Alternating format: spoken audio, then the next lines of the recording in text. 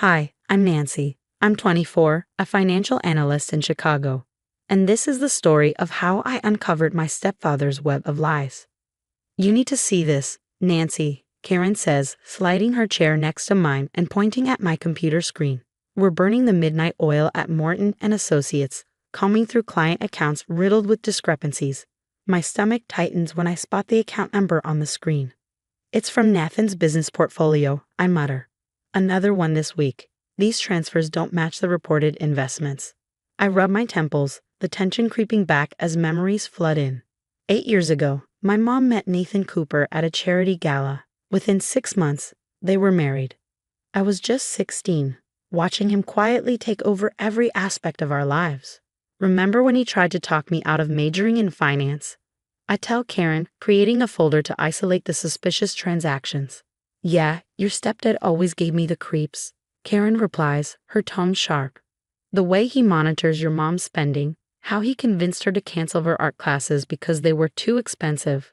Meanwhile, he's funneling thousands into phantom accounts. My phone buzzes, interrupting our conversation. It's Uncle Kevin. Nancy, are you free for coffee tomorrow? We need to talk about Nathan. Relief washes over me. Finally, someone else sees it too. Uncle Kevin has never bought into Nathan's perfect businessman act. That evening, I'm sitting at the dinner table with Mom when Nathan walks in. Linda, darling, I need you to sign these papers for the house renovation, he says, placing a folder in front of her. Something about the papers catches my eye. Mom, wait. Nancy, this is between your mother and me, Nathan says, his voice dripping with condescension. Actually, as her financial advisor, which yes, no one asked me to be, I'm protecting her. His face reddens. Protecting her. I've given you both everything. Your college education, this lifestyle. You and the college you tried to talk me out of. The one Uncle Kevin had to push you to support. I fire back. Mom looks confused, her eyes darting between us. Nathan, what is she talking about? Nothing, Linda, Nathan says quickly, his mask slipping. Nancy's been working too hard. She's seeing conspiracies where there aren't any. I pull out my phone, scrolling to the photos I took of his hidden accounts. Really? Then explain these transfers to untraceable accounts. His composure cracks for a moment, revealing a dark, furious expression. You've been spying on my business. No, I reply, standing firm. I've been doing my job. And tomorrow, I'm meeting Robert to discuss some interesting findings. The color drains from his face before he quickly recovers. We'll discuss this later, he snaps, leading Mom away. But I noticed his hands trembling. Later that night, Karen texts me. Documents secured. Meeting with Robert set for 9 a.m. I reply, perfect. Time to end this charade. My apartment looks like a crime scene with papers scattered everywhere. Karen sits cross-legged on the floor, highlighter in hand. These transfer patterns are insane, I mutter, scanning documents. Holy crap, Nancy, Karen exclaims, pointing at her laptop. Look at this account in the Caymans. The deposits match exactly with the missing investor funds. The puzzle pieces are finally coming together. Nathan isn't just hiding money, he's stealing it.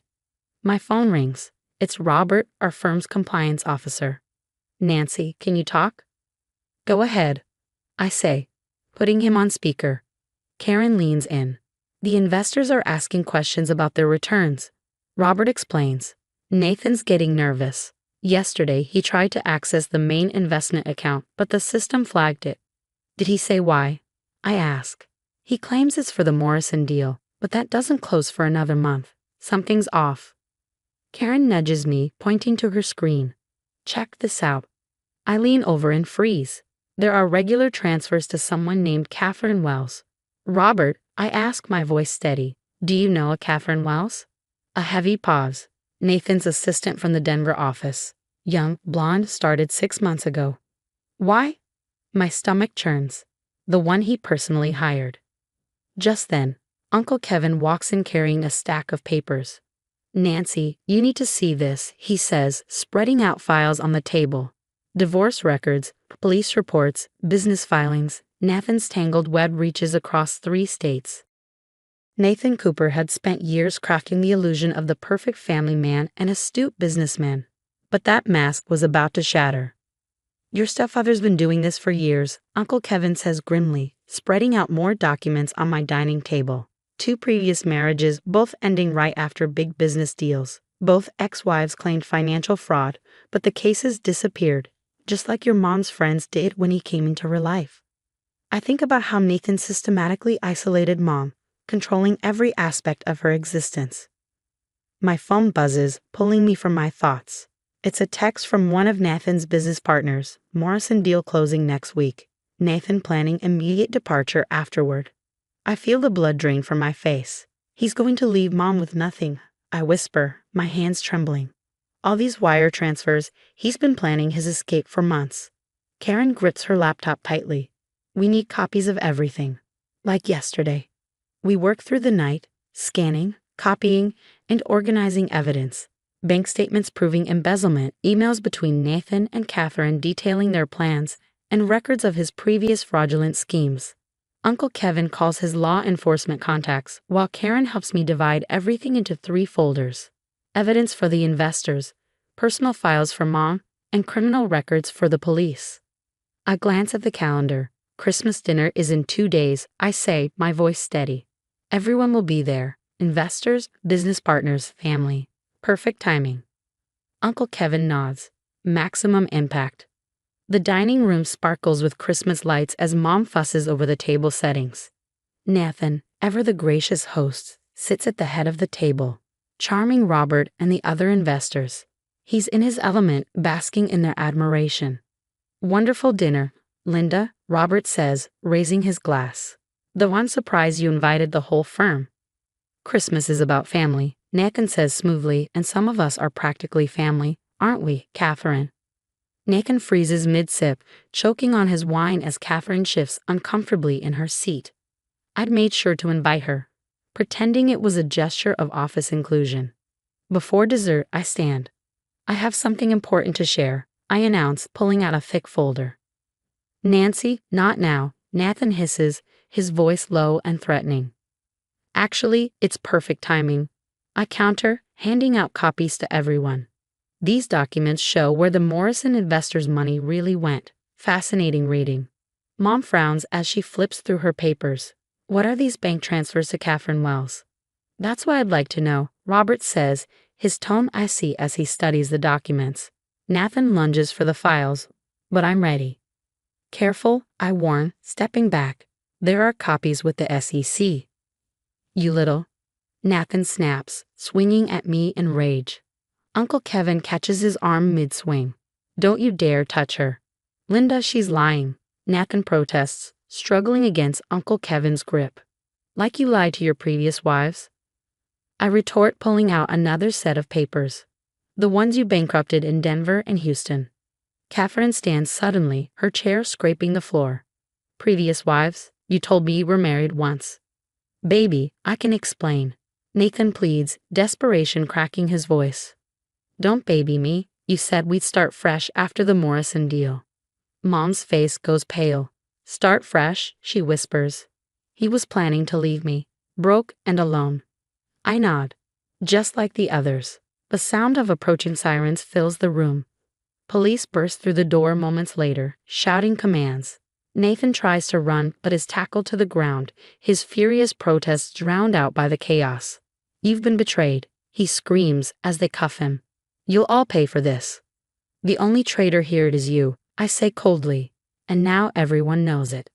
Mom collapses into Uncle Kevin's arms, sobbing. Catherine, visibly shaken, hands her phone to an officer before slipping out the door. Nathan's business partners huddle in a corner, their faces pale as they frantically strategize damage control with their lawyers. As the chaos of that fateful Christmas faded into memory, our lives transformed in ways we never imagined.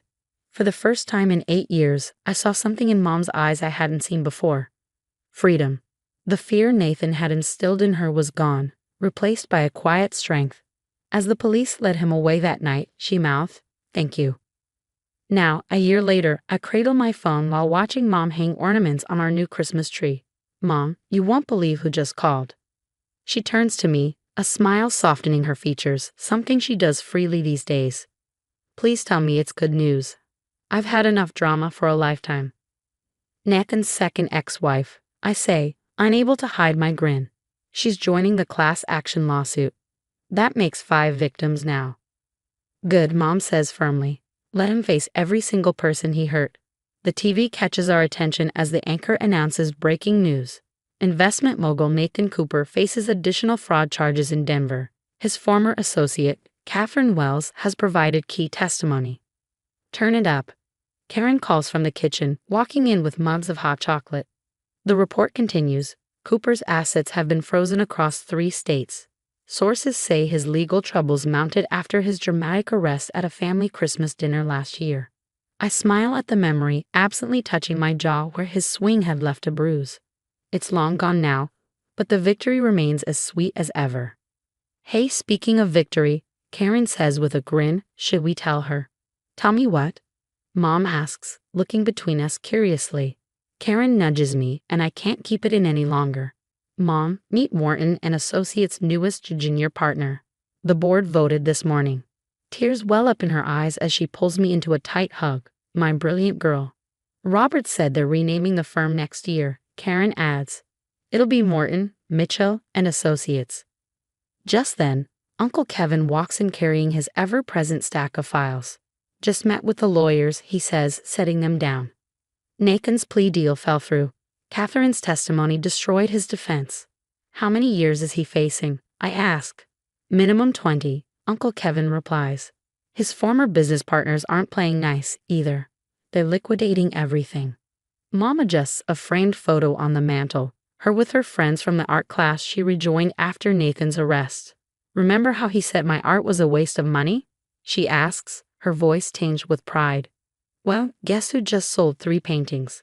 Before I can respond, the doorbell rings. It's our neighbors, bringing Christmas cookies. Under Nathan's reign, we never had simple moments like this. Oh, show them the magazine, Mom exclaims, hurrying to grab a copy of the business journal. The cover features my expose on financial fraud prevention.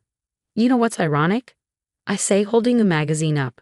He always said I'd never understand finance like he did. Now his case is taught in fraud prevention classes.